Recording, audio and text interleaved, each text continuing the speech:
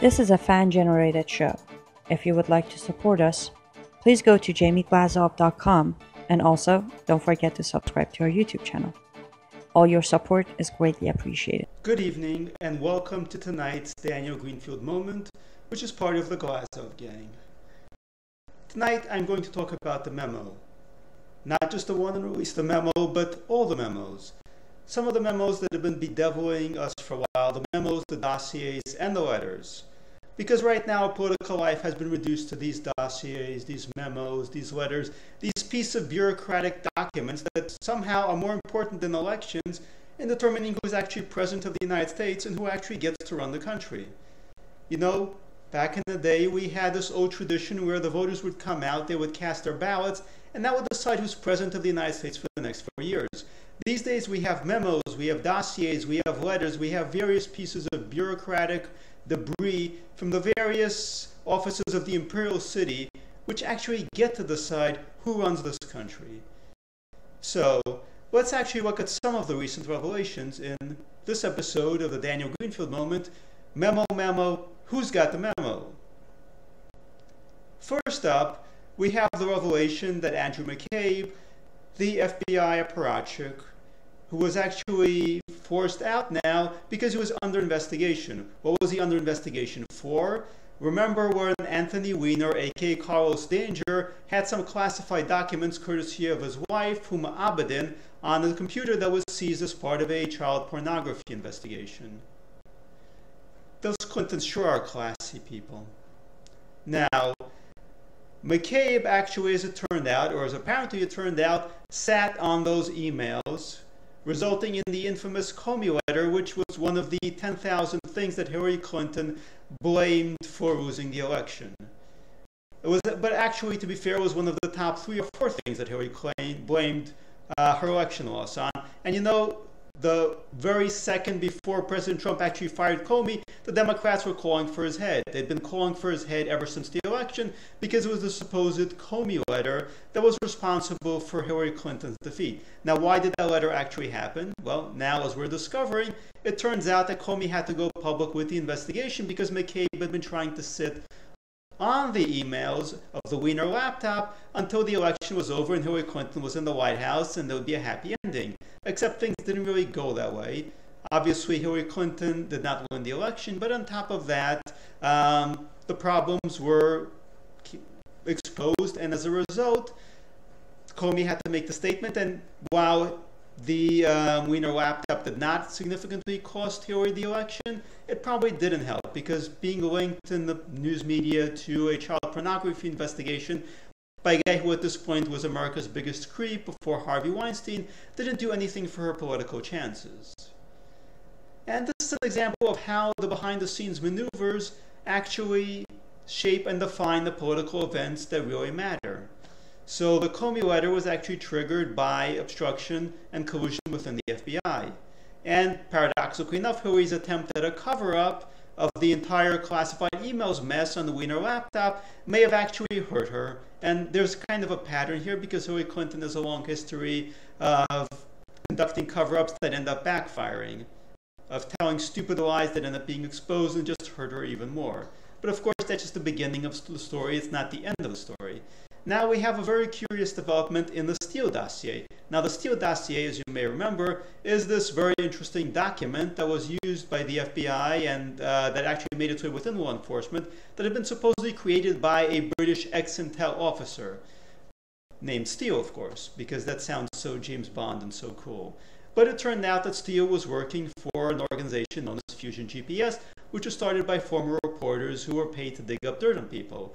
And then it turned out that once you actually connected all the dots, Fusion GPS was actually hired by the Clinton campaign, which meant that you took a work product from the Clinton campaign, at least that was paid for by the Clinton campaign, and then turned it into a basis for eavesdropping on the Trump campaign.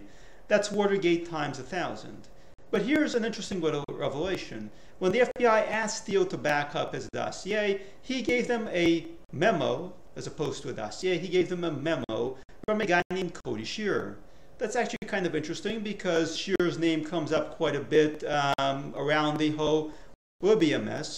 But it's even more interesting because if you go back to the heydays of the Clinton administration, this was the guy that the Clintons turned to cover up their scandals, to go after the women who were accusing Bill Clinton of being very Harvey Weinstein in his personal habits.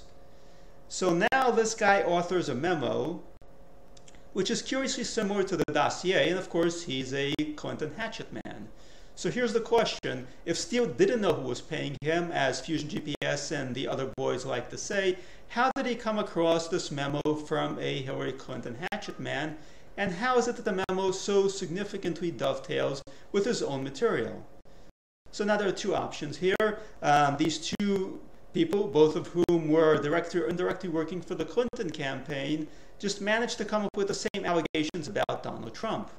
And of course, these allegations all involve Moscow and prostitutes and various other improbable stories, some of which have been very blatantly discredited. Now here's option two. So one of the bright boys in the big orbit of Clinton world, which is a bigger sphere and more satellites around it than Saturn or Jupiter, comes up with this really fantastic idea. I mean, they've been coming up with all sorts of attacks on Trump, but here is one that they actually come up with that they think they can actually make it stick. And this is the attack that they come up with. It's the one that we actually know, the one that's all around us, the one that was the basis for the FISA eavesdropping, it's the basis for the Mueller investigation. The line of attack that they come up with is Trump has secret business connections with the Russians, he's doing their bidding, etc., etc., etc. But the question is, who really comes up with it?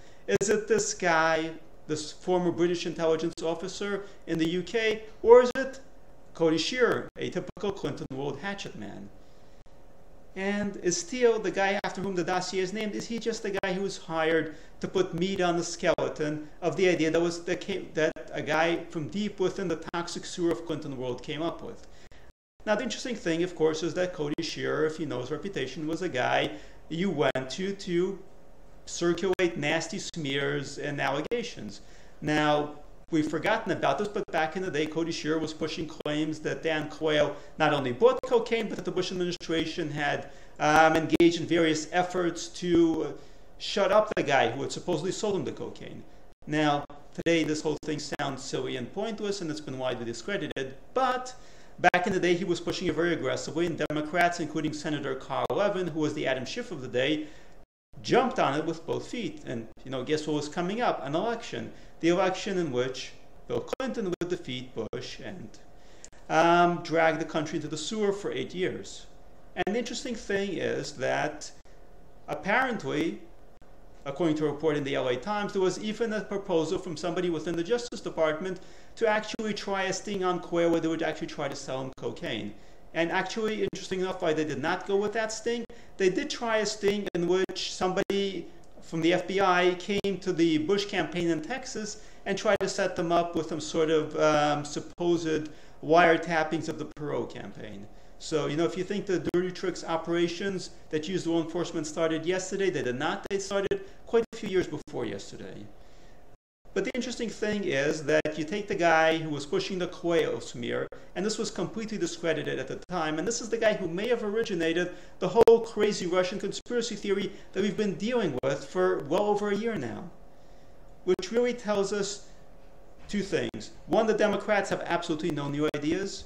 They've dug up the same guy who was pushing the whole Quayle cocaine story, pushed a number of smears aimed at Republicans, and he may have invented this whole vast Russian conspiracy theory. Two, what we're seeing is a continuation of the ugly and dirty Clinton tactics from days yore. And now the Clintons, their political lives are very, very definitely finished. Hillary Clinton is not going to make a comeback. Even if every single other Democrat in the country died, Hillary Clinton would still not be in the running for president of the United States. If every human being on earth died, the cockroaches would become president before Hillary Clinton would become president. But unfortunately, the evil that men do, the evil that women do, the evil that people do does linger on. And so the Clintons did a great deal of damage to our national politics. While complaining about vast conspiracies and the politics of personal destruction, they were the ones who innovated them and who took digging up dirt and smear campaigns to a whole new level. And so now the country is divided by the people who actually want to respect the will of the voters, and those who want to bring down the President of the United States based on a garbage conspiracy theory from a Clinton world hack. And that's really where we are now. We live in this world of memos and dossiers, of secret groups, of organizations like Fusion GPS or IGI back in the Quayle Clinton era, who dig up dirt. These are shadowy organizations that we're not aware of, but they have contacts in law enforcement. Back then it was a DEA, today it's the FBI, and they have the ability to use law enforcement and their contacts to derail the will of the people. And that's a major threat. You know, the Democrats have been talking a lot about Russia. Russia, Russia, Russia. Meanwhile, they've been demanding that President Trump should be removed from office because he's a puppet of foreign interests. And they've eavesdropped on him. They've eavesdropped on people in this campaign. And they've denounced anybody who criticizes them as traitors. That's not very American, but it is very Russian. For all the time that these guys spend denouncing Putin, of course, this was after Hillary Clinton did her reset button thing and after Obama was caught on an open mic talking about how he'd have more flexibility after the election to appease and compromise with Russia. But these days they claim to hate Putin. Yet, you know who goes out and arrests the political opposition, spies on the political opposition, denounces the political opposition as puppets of foreign interests, instead of actually having legitimate elections? Putin does that. And now the Democrats who claim to hate Russia, who claim to hate Putin, want America to be just like that. They want America to be a police state where the establishment can use government surveillance against the political opposition, where anybody in the political opposition can be denounced as traitors and puppets of foreign interests and removed from office even after they win an election. This is the great Russian future that the Democrats want for America.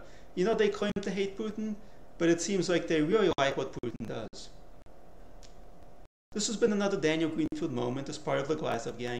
Thank you very much for listening, and if you like the Glazov Gang and its moments, most of whom are spoken by people far more articulate and knowledgeable than I am, then please subscribe to the YouTube channel of the Glazov Gang and contribute and help support the Glazov Gang and help keep more of these coming.